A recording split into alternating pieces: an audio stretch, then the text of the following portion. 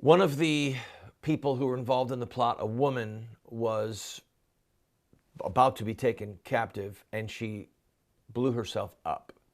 She jumped in the air toward the window when she detonated her bomb vest, hoping the explosion would kill police on the ground.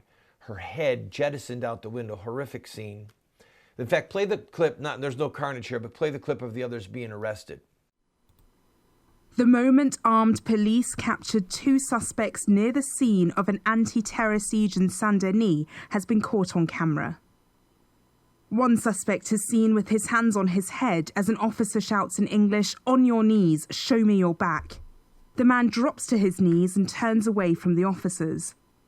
In a second arrest, the suspect is seen on the ground with two officers on top of him restraining him.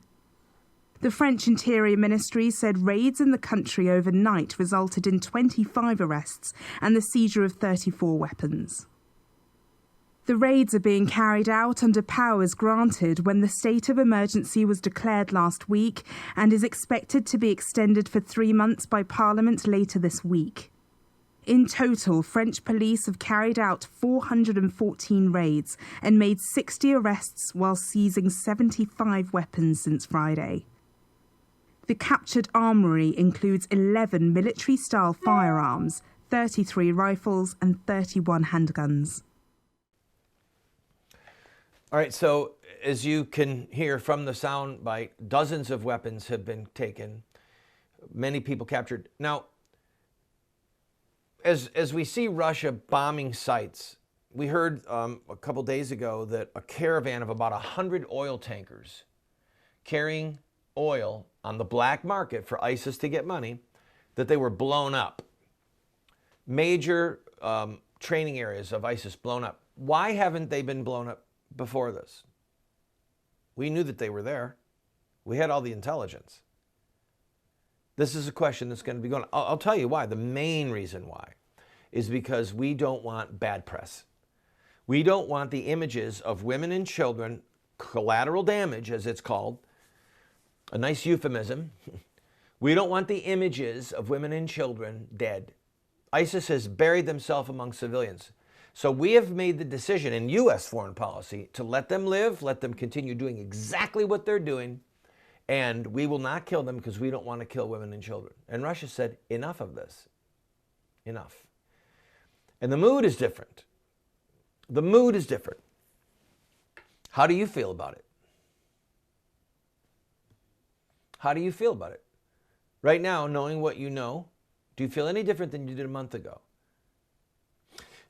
I want to read to you some passages from the Quran about terror so that you understand why Muslims believe that terror is appropriate. This is just a smattering, okay? A smattering.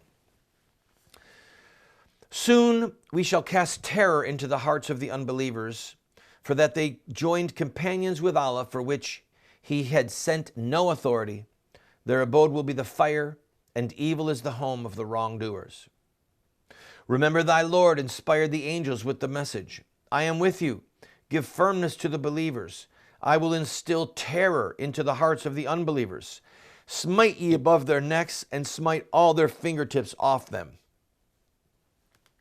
Against them make ready your strength to the utmost of your power, including steeds of war, to strike terror into the hearts of the enemies of Allah, and your enemies, and others besides, whom you know not, but Allah doth know. And they brought, let me jump down right now. Muhammad recognized that other prophets had never done this before. No prophet, as a part of their evangelism, used one act of terror after another and stole things and was a robber and sold hostages to get money to fund his religion. Are we in our last segment? Okay. Here's what he said. I've got time to go a little bit long here. He said, I have been given superiority over the other prophets. I have been made victorious with terror cast into the hearts of the enemy. Spoils have been made lawful to me, and the line of prophets is closed with me. And while I was sleeping, the keys of the treasures of the world were brought to me and put in my hand. that last phrase, the keys of the treasures of the world were brought to me when I was sleeping. Here's what one of his followers said right after Muhammad died. Abu Hurairah added, Allah's apostle has left the world, and now you, people, are bringing out those treasures. So we see from these various Quranic passages that terror is a part of it.